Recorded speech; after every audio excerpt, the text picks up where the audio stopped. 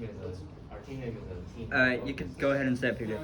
Alright, so hello. My name is Peter, and welcome to the meeting. I'll be leading. So, starting off, we have Dean Shin. Hey everyone, I'm Dean Shen. I'm president of GDSC. I'm going to be talking a little bit about the power of something called Stream. Have any of you used Stream before? Alright, good. That's about what I expected. So Stream leverages something called functional programming in Java. So I'm going to talk a little bit about that and how Stream can overall make your code cleaner and just make it less introduce less bugs, and make everything super clean. So what is Stream? Stream can convert any Java collection, so a list, an array, a set, a map, into a stream. So Java streams allow for programmers to leverage something called functional programming. I think in class you're learning about object-oriented programming. If you've taken programming language, then you'll learn about functional programming. But basically allows programmers to leverage that to transform collections in a functional way instead of in an object-oriented way. So streams, they do not mutate data. We'll get into a little bit of what that means later. But this basically allows parallelism. So basically you can do multiple things at the same time. Instead of doing like in a for loop, you have to do things sequentially. Like every loop, you do one thing at a time. And it also allows for easier debugging. And with Stream, I don't think, in my work I use Stream a lot, and I don't think I've written at most one for loop. I haven't done more than that. So, with Stream, once you turn something into a stream, then you can use map. This map function is basically, it can be used on any stream. It takes in a function as a parameter. So usually with functions, you take in variables or like ints or strings as parameters. With map, you take in a function as a parameter. So that's something a bit different. It takes in a function as a parameter, and that function will be applied to every element in the stream. So here we have a stream. The stream has elements 1 through 5. And then the map function, what that does is it applies a function to every single one of those elements in the stream. So say if a mapping function was, this is sort of Java notation for a function. We take in n and we output negative n. So what that will do is for everything in our stream, we're gonna convert it into its corresponding negative number. So let's take a look at what that looks like in code. Does that conception make sense to everyone? Alright. So what that looks like in code. Here's how we would do that, turn every number into its negative number in just using a regular for loop. You see we have to make a new output list, and then for every single thing in our original list, we then set our output list to be negative of that number. So it's basically array of I equals negative array of I. And then we can return that list. But we can do the same thing with stream, and I think that this looks much cleaner. We don't have this messy for loop that we can mess up on. I don't know how many times I've done like I is less than or equal numbers outside instead of less than, or I've messed up like I++ somehow. So we can do the same thing with streams, and it's simple. We convert our nums, which is a list, into a stream by doing .stream. That's what I talked about at the beginning. Then we can use the .map, and here's a function that we apply to every single element. We take a number and we convert that into the negative of itself. And then we can convert that back into a list. So basically, what we just did there was this. Every number we converted into its negative. Sound good, everyone? Alright, so the next thing that I want to talk about is filter. If streams were just .map, they wouldn't really be that powerful, because we could do something similar with for loops pretty cleanly. But with filter, we can choose to either include or exclude elements. So filter takes in a function as a parameter, and that function should return a Boolean value. And that Boolean value will determine whether it's included in the output stream or not. So it takes in a Boolean value. That Boolean value will then determine whether or not the element will remain in the stream. So for example, if we want only the odd elements to remain in the stream, then we do this function. And we take an n as an input, and as an output, we do n mod 2 equals 1. So that's if it's odd. So before the filter, we have 1, 2, 3, 4, 5. After the filter, we run this function on every single element in the stream. 1, it passes this. Since 1 mod 2 is 1, so we include it. 2, it does not. 3, we include. 4, we exclude. 5, we include. So to do this using for loops, it would actually be a bit complicated to code. We have a for loop, and then for every single element, we have to check it with an if statement, and then based on that, we add it to the output array. So then we can return that result. But with a stream, you see that's much cleaner. We stream, convert the list to the stream, then we filter it. And what do we? And basically, the result of this will determine whether or not we keep it in the stream or not. So for every single element, we check if it's odd. This is what this line is doing, and then we convert it to a list, and that will only include the odd elements in that input list in our output. That makes sense? All right. So we saw here that we have two lists. There's one more thing that really makes streams powerful, and that's collect. So we don't have to only deal with lists. So we could convert it into a list. We can also convert it into a set or a map or any other data structure that's supported in Java. So before the collect, we could have 1, 2, 3, 4, 5. But then if we wanted to convert that stream into, say, a set, then we can use collectors unmodifiable set, and that'll convert it into a set. So with a code to do that with for loop, we'd have to again iterate through each element, add it to the set, and then return that set. With the with streams, we could just convert it to a stream, and then collect it to be in a set. So putting that all together, we can do multiple operations on a stream. So it could be that we first want to map it to a negative number, then we filter it so we only include the odd elements, and then we collect all the resulting elements into the set. And each stage runs independently, but they can be run in parallel, so it's fast. So this first stage, we do the n to negative n, so that this is the result after the mapping. Then we can do the filter and only include the odd elements, and then then we convert it into a set. So this is top code would be what that looks like in using the for loop. You see, we have to make the set, which is our output. For every num, we have to calculate the negative, and then we check if that negative mod 2 is equal to 1 and add it to the set. And then we return the set. But with streams, we could just do it line by line. The first thing that we want to do to all the elements is convert it into negative. Then we want to only include the elements that are odd. So then we filter so that we only include the odd ones. And then we want to collect that into a set. So then we can leverage collectors to a modifiable set, and that will give us what we want. Now, this is sort of theoretical, but I will say that I've used this in every single PR that I write, every single line of code that I write touches upon something that I've learned using streams. So I use a library called Eric's Java, which basically is async Java, but without but in a functional way. And it basically touches upon the same concepts as streams. So it's really clean, and it's really easy to debug since you can see step by step what every line is doing. So this is an example of some code that I would write. So say we have a review object that has an ID of the product that we're reviewing, and then a rating, showing the rating that we're giving the product.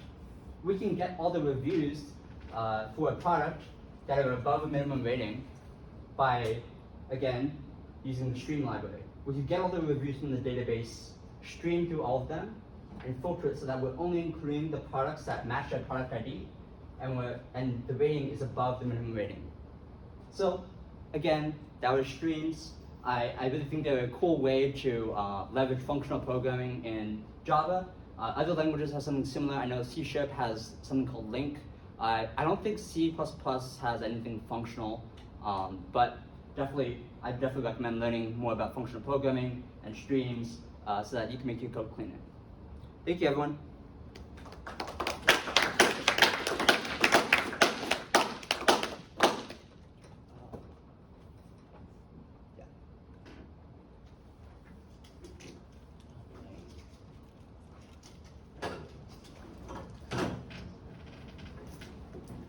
y'all. My name's Fabian. Yeah. Y'all can plug that one. Yeah, I'll plug mine in. I got the slides on here too.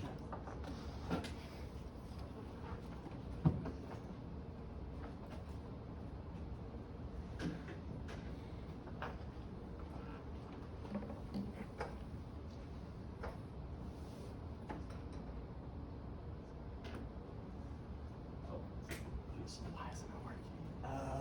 Okay, yeah, this is Okay, all right. My name is Fabian Beltran, and I'm gonna present to you guys two personal projects that I've been working on. One of them is for my portfolio, and another one's just been like for fun. So, firstly, I'm gonna show you an e-commerce site that I've been working on using the Perm stack with Postgres, Express.js, React, and Node.js. So that's me. And I called the site Offer Down. I don't know if you guys heard of OfferUp, where you sell your stuff. I don't know what to call it, so I just made it Offer Down. So yeah, I'll just show you guys. Oh yeah, so for the front end, the website, I use React as a framework to make it, and Material UI as the packages for like all the buttons and text and all that. And for the back end, I use Express.js and Postgre. I don't know how to say that, Postgre. SQL, basically. Using the best language ever, JavaScript. You can't laugh. All right, oh no. All right, so let me show you guys the site. How long did this project take you? So I basically started it when I showed it to Dean, which is like last week. Yeah, we could do it. I worked on it for like 2 days last week and then 2 days this week. So this is what I came up with. So like 4 days, something like that. I didn't really count. All right, so this is the website. You basically, right now, all I have so far is that you can make an account and post items. And I'll show you guys the code after, so you can see like what it does. So for my portfolio project, this demonstrates like my abilities to make an authentication system, which is basically registering an account and being able to log in and like store cookies and all that, so you can log in and everything. So let's try it out. Log in. I don't have an account, so we'll register. What's your name? Adele. What? Adele. Adele? Like the singer? All right. What's your last name? Salieva. Perfect. S-A-L. S-A-L. That's it? I can say so, yeah. Yeah, that works. All right. Wait, do you have a question? Oh, okay. All right. Let's just make the email test@test.com and the password test123. So like, let's say I don't do that. It'll come up with like errors and stuff like that. Email's already in use. I already used that for like testing. Make it test1. Test123. Enter, and it'll make your account. So we can log in now at test.com, and like if I put a wrong password, it'll tell you that's wrong. But if I put it right, then it works, and then it'll show your name right here and your initials. I didn't make like putting an avatar picture yet.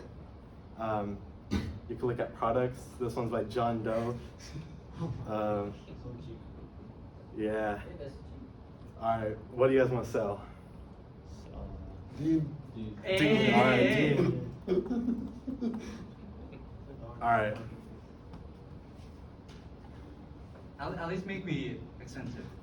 We're gonna sell Dean. Make it at least $7. Give or take. Hey!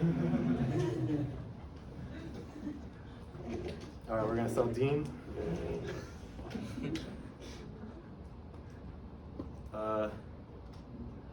There we go. How much do you cost? I'm priceless. Priceless. Yeah. 7 cents. not a number. Oh, 7 cents? 7 All cents. Hey, hold on. Is he used or is he new? I'm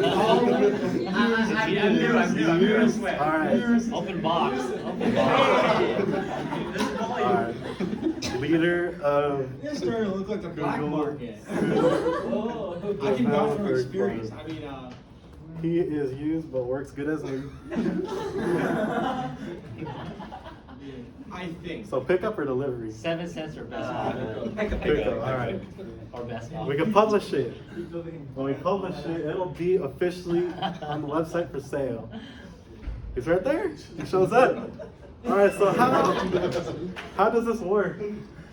Basically, on the back end, I built a whole like API for like creating. Well, first of all, I made the database. I made the user instances and the table for items.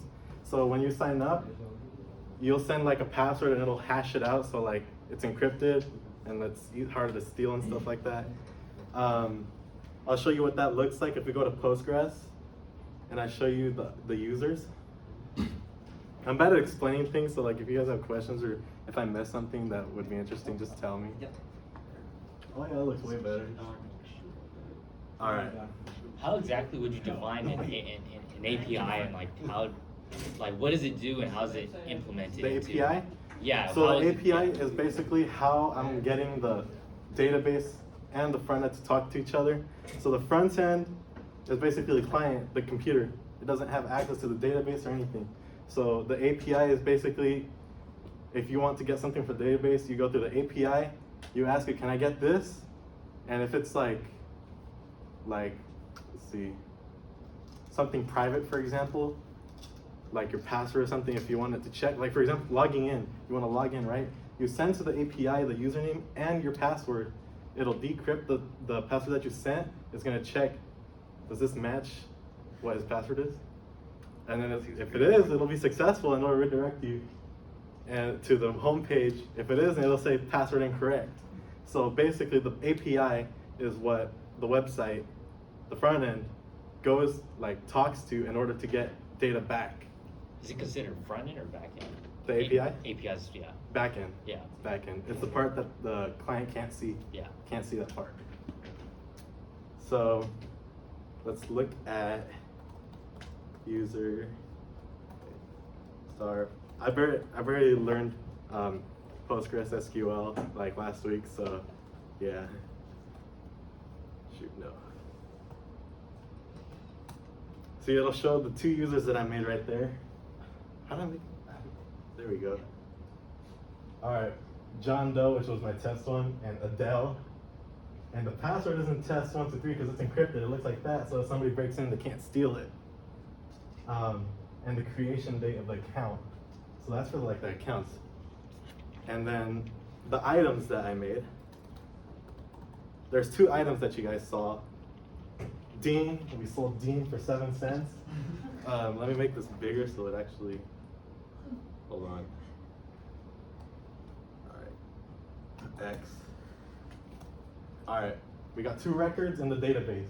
We got the plane, which I sold for a cool amount of money.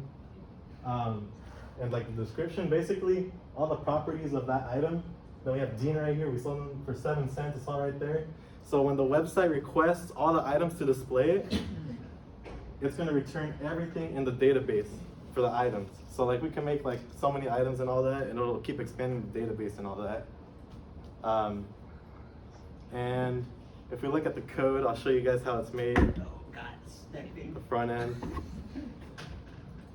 So we got the login page. How many of you guys like have coded in React or anything like that? This, of course you did. All right, just one dude. Done. React, if you're gonna make a website, use React. That's the best thing you'll ever do.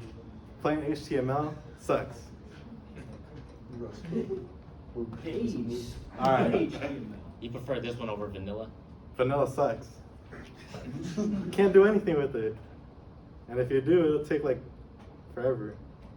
Hold on, what the hell just happened? My computer froze, bro. Hold on. What's the difference between Node.js and React.js? So Node.js is so first, JavaScript only works in the browser, right? Yeah. Regular JavaScript. Node basically makes it's basically a runtime. Pretty sure it's like a runtime type thing. Yeah. So you can run JavaScript, not in the browser. So like, basically it's a backend type of thing. It's kind of difficult to explain, but React uses Node.js to work. Because without Node.js, it doesn't work. So that's, yeah, I kind of suck at explaining things, sorry. So this is the front end part of the login page, which I don't know what's happening here. It's not, my computer froze. See?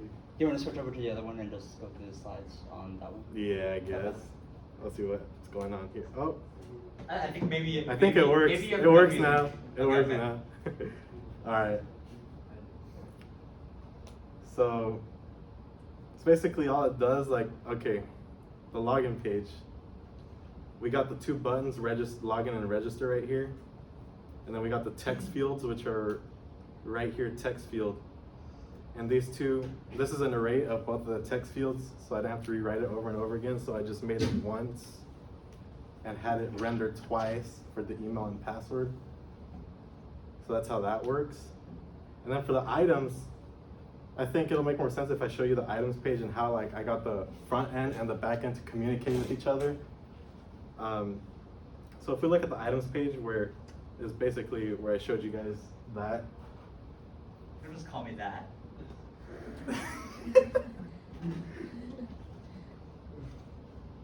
Oh my gosh, I'm so nervous. I haven't presented in ages, man. All right. It's pretty simple lines of code. So basically, I have this function called getItems that basically contacts the backend, which is the API, right? Uses the endpoint to get the items, and it'll return an array of all the items. Of basically what I showed you here, it'll return all of these records, and then I use this data to turn it into this. And how did I do that? I used, you went over this while I was gone, but I used map. You went over that, right? Yep. I used map to map out the data into like these cards that show like all the data that's came from the backend, basically. So items.map, and then I have an item card here, which is one of these, and it'll display the name, the price, and the image of the item. And this map does this for every single item that's there to turn that data into something visual. And that is this, basically. If you click on it, it'll show that. So basically, I'm feeding the data from the back end to the front end to create something visual like this beauty. Do you guys have any questions on like how it works and like what things are and how anything like that? I see your HTML and CSS pages. Yeah. Let's also change it to light date for that. What? Let's change it to light date. Oh, come on. Yeah, Why? I know. Why would you do that to me? I'm trying to see. There we go. Oh man, I can't code like that. Let me see.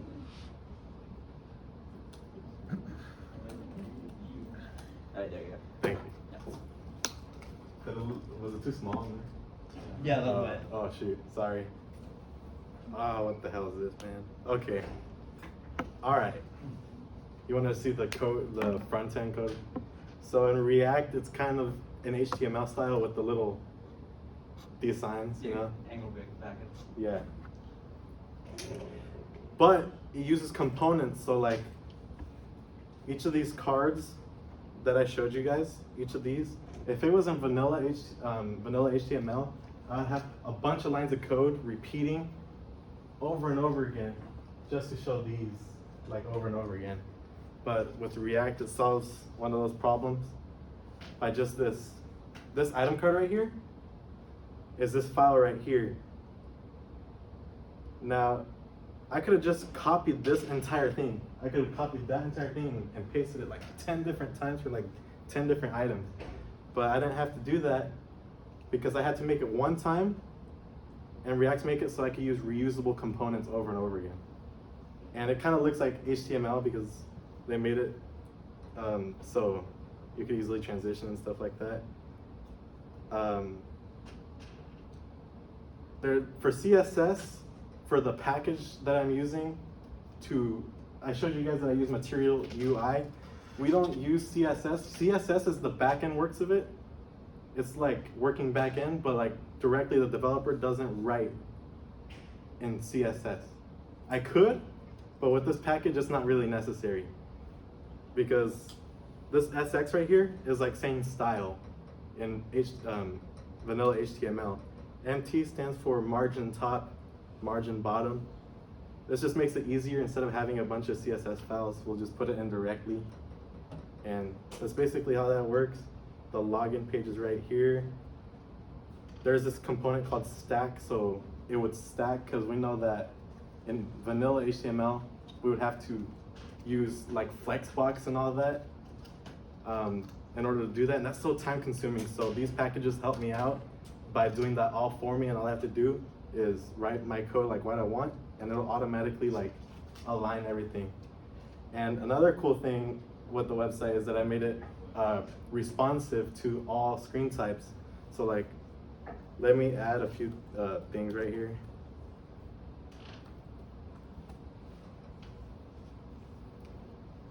Let me make some products. Test 1, 2, 3, 6.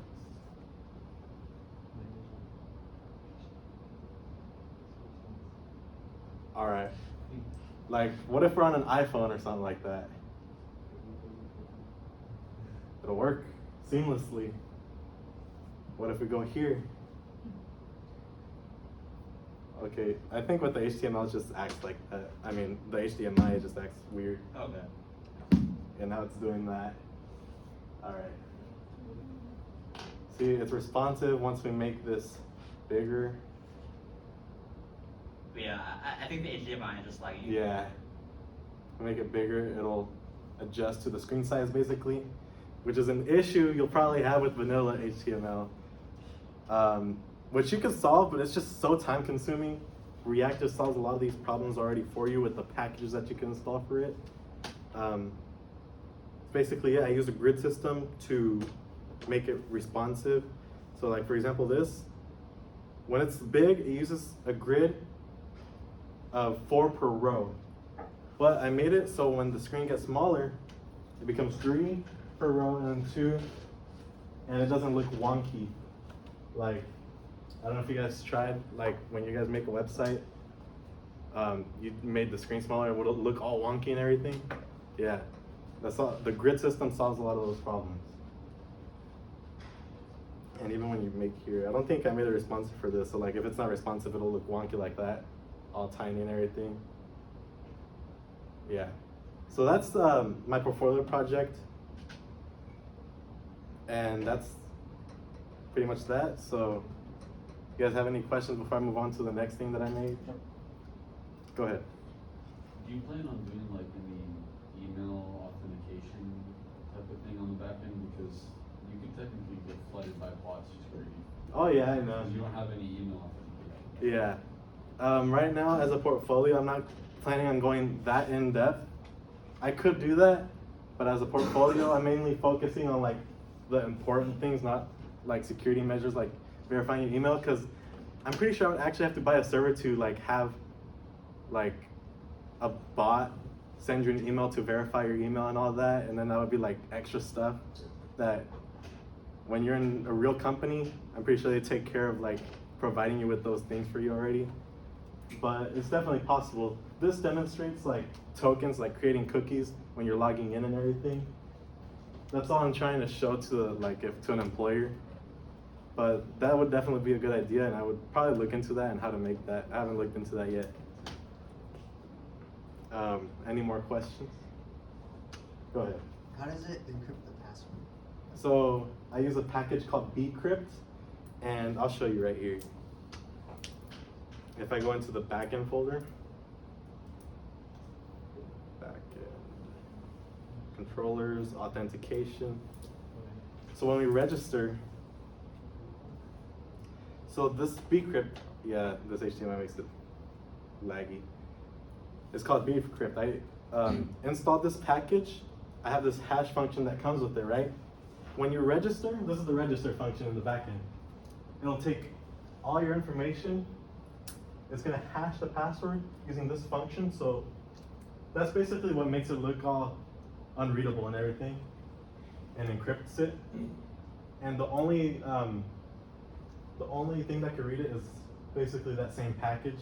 There's a function called compare, and it'll compare what you sent to it and the password that is stored, and the encrypted password that is stored into the database. It'll compare them. If they don't match, then reject it. If they match, you're logged in. And right here, the database.query, this inserts the new user into the database if everything checks out. So the encryption happens right here with this await hash, and then pass in the password as a parameter. And that's basically what converts it to that encrypted password. And when you log in, right here, when you log in,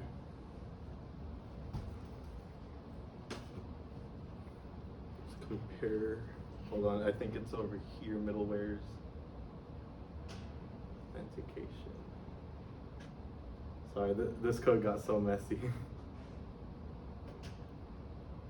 I have console logs everywhere. Yeah. Console, oh my gosh. Anyways, yeah, there's a compare when you're logging in. It compares, it decrypts it in that compare function. It'll compare your password that's stored between what you sent.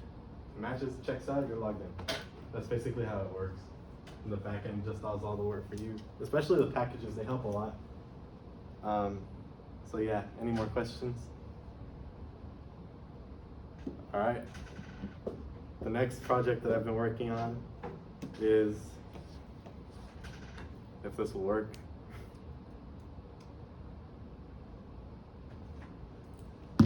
Hold on, let me disconnect it real quick.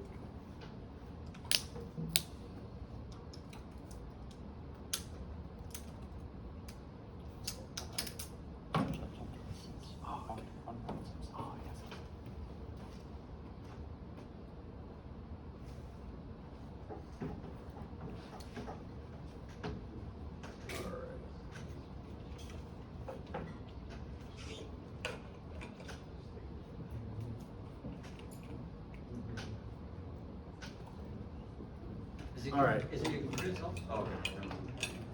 There we go.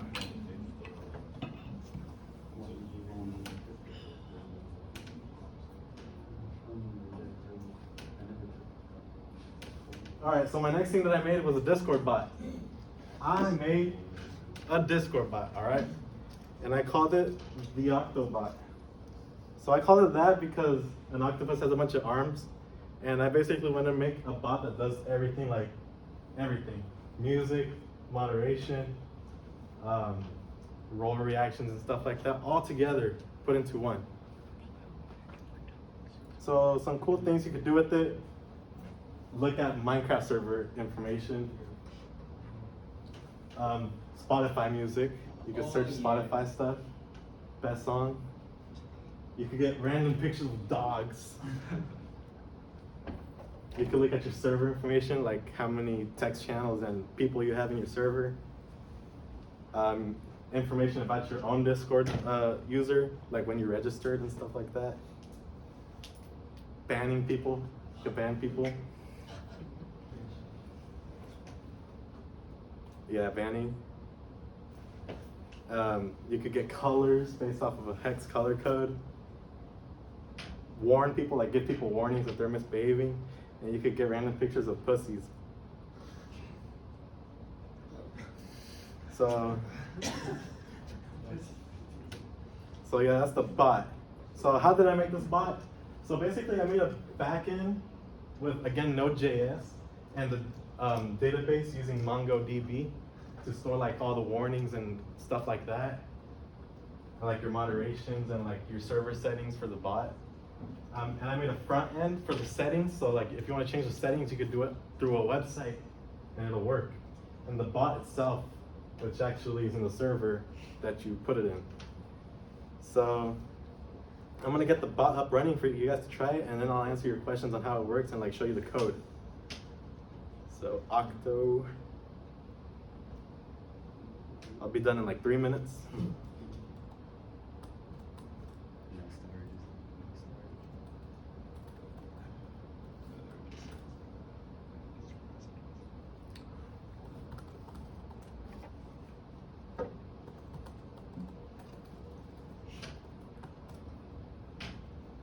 So, testing server.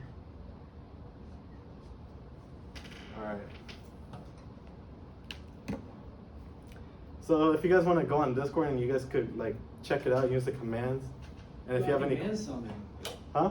I can ban someone. You could ban someone, really. So that, I use my own bot to get the QR code. There's a command, so you could just type in what you want. It'll generate a QR code.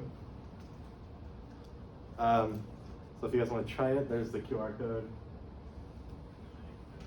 And I'll go in there right now. All right. Is it on the Google Developer Discord? Oh, let me put, do you have a link to it? Yeah, I'll put the link there.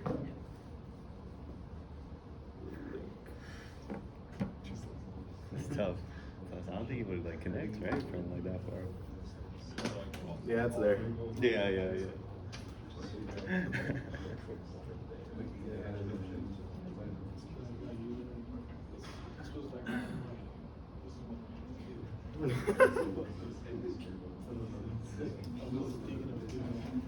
Oh my god. Alright. So basically I have 3 files, the bot itself, the backend, and the website. And the commands, I have all the commands in a folder and the different genres of the commands. So like the dog, this will actually generate the / command on Discord with the description. And this is what happens when you actually run the command. I have some loading messages in an array. So while it's actually looking for a random picture, it'll show the loading message and random sounds to put when the image loads. And the reply, it's going to reply with one of the random loading messages.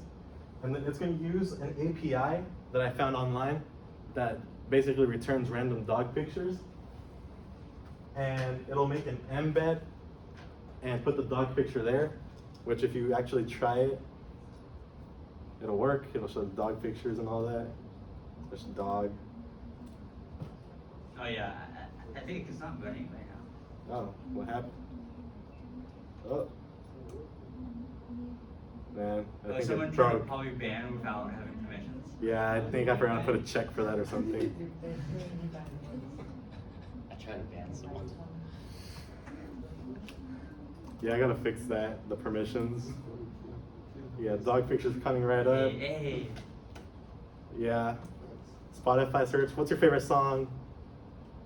Someone yell out a song.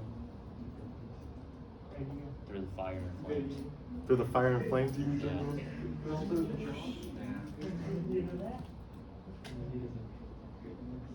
Bro, did somebody break the bot Live is the again? highway from the hit movie. Who's trying to ban somebody? Hey, hold up. I tried to ban a couple I people. gotta fix that.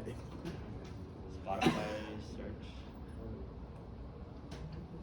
You can even search up Roblox users.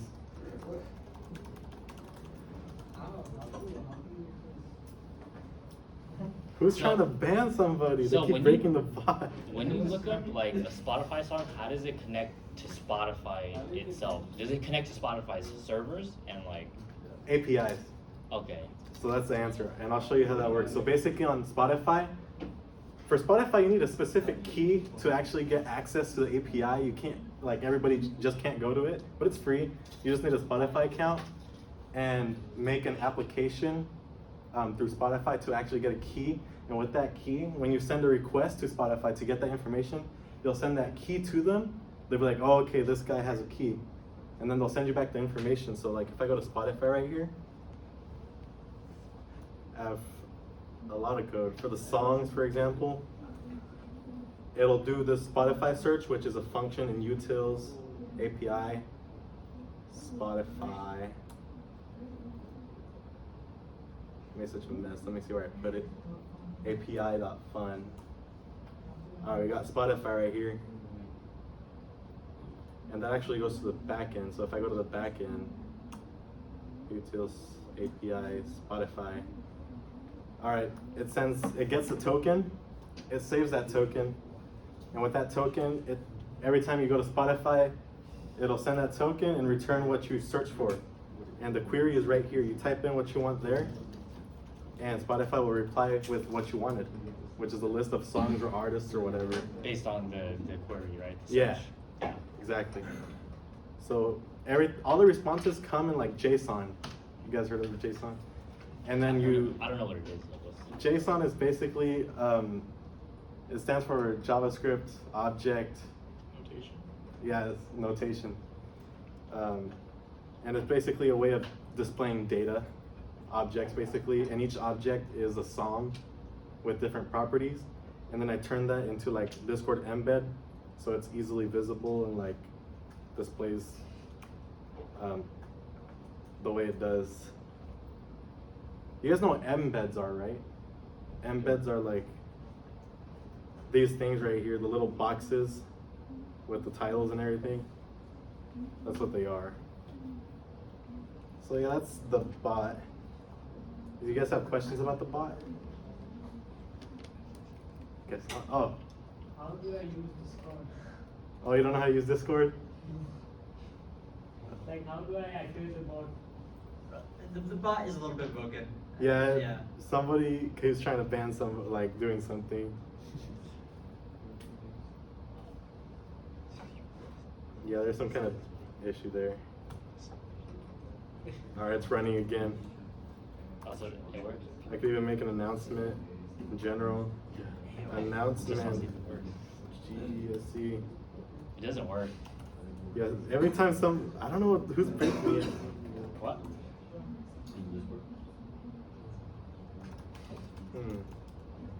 We'll figure it out later. Yeah. The Spotify search doesn't work either. Yeah, the whole Wait, it's bot. like when the bot goes down, it The goes down. whole bot goes down every time something small breaks. Wait, try something again. I think I fixed it. Oh, you might have fixed. I mean, some of the things. I were pulled like- something from GitHub right now. I probably fixed it.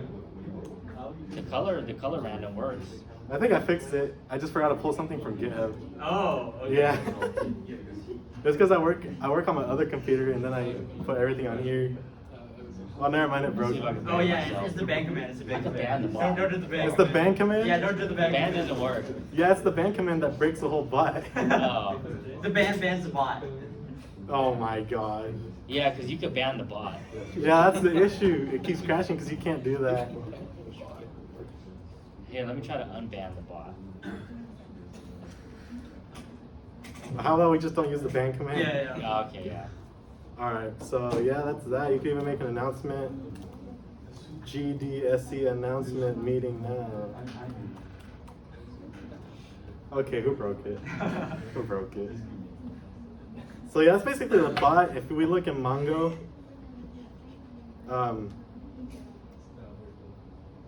it'll show all the data there, like the warnings and everything. What exactly is the purpose of MongoDB? It's basically storing data in the For the backend, database. right? Yeah. Okay. It's not exactly the backend. It's a database, but the backend talks to the database. Mhm. We could say the database is in the backend. So yeah, we have like all the warnings stored here, all the plugins, the disabled commands, the moderators. Like if we go here, it'll show us the role ID of who has mod and stuff like that. And the last thing that I'm gonna show you guys is the website that I made for the bot.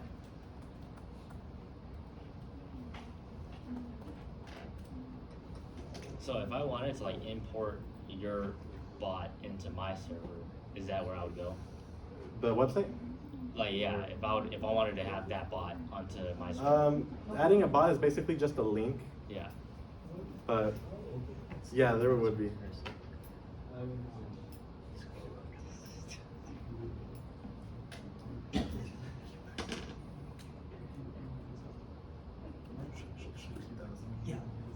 So this, I basically log into my website with Discord, and it'll show me all the servers that my bot is in, that I have admin in, and then I could go in there, and I actually modify the bot through the website.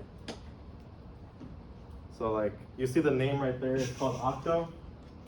Well, it just went down right now. It's right here though. You guys keep breaking. I don't know what you guys are doing. I gotta fix that.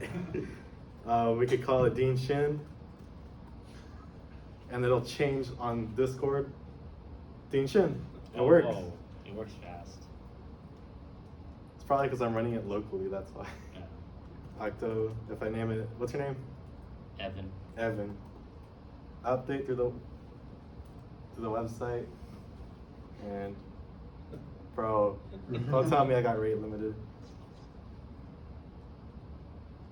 Yeah, there's still some things I gotta fix with the bot, obviously, but overall, that's the bot.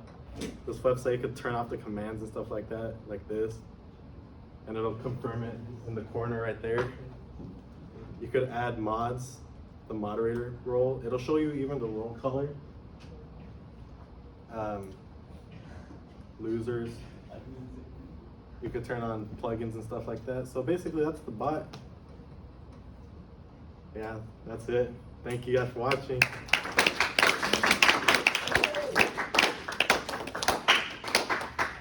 Dude, my bot was working perfectly last night.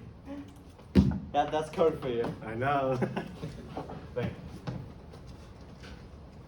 you. Yeah, let's do upcoming events. Do you want me to do that or do you want me to do that? I mean, if you want to kind of, I got you.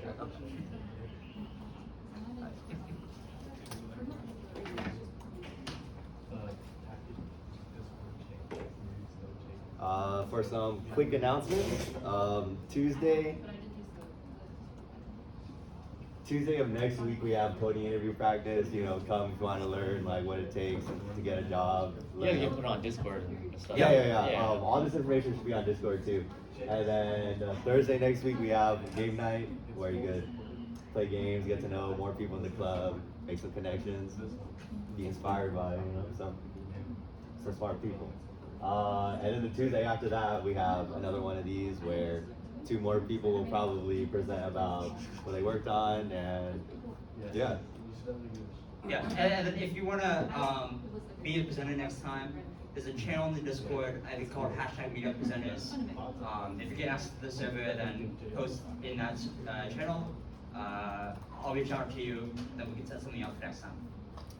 And yeah, so if you present, it could be literally about anything you're interested in, and you get G points, and you get to know people, and it's highly recommended. Should we do discussion or no? Next slide. Next slide. Oh, and on Thursday, the 20th, we have a resume review where someone from Google will come look at your resume, and also we'll look at it too. You get to learn all the tips and tricks. I think that this is a can't miss event because this probably won't happen maybe for this semester. But submit your resume. You got nothing to lose. You get a chance to win $50 in Google merch. Yeah. So scan the QR codes. Everything should be on Discord. Yep. Oh, does anyone still need this? Question. So what will the resume judged on? Can you say that again? On what basis the resume will be judged on? Just like, what's a good, like, if an employer would look at that resume and say, oh, I want that person. So that encompasses like a wide variety of things, but we're gonna get a lot of general good advice from Google about like technical resume for like a programmer. Like formats, information, like everything, probably, I assume. Okay, I feel like everyone here should be in the Discord, and... Oh yeah, we have time for the discussion. Okay, quick discussion. So Tesla, during AI Day, they introduced like their robot that they're marketing for maybe around 20,000. It's basically like a personal servant. So we watched this quick video.